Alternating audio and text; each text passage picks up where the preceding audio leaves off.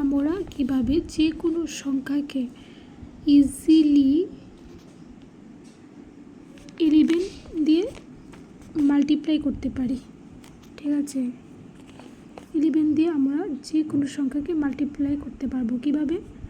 প্রথমের লাস্টের 5 লিখলাম, ফার্স্টের 1 লিখলাম, তারপর 5 আর 4 যোগ করব, অ্যাড করব, 5 4 9, 4 2 6, 2 আর 1 3,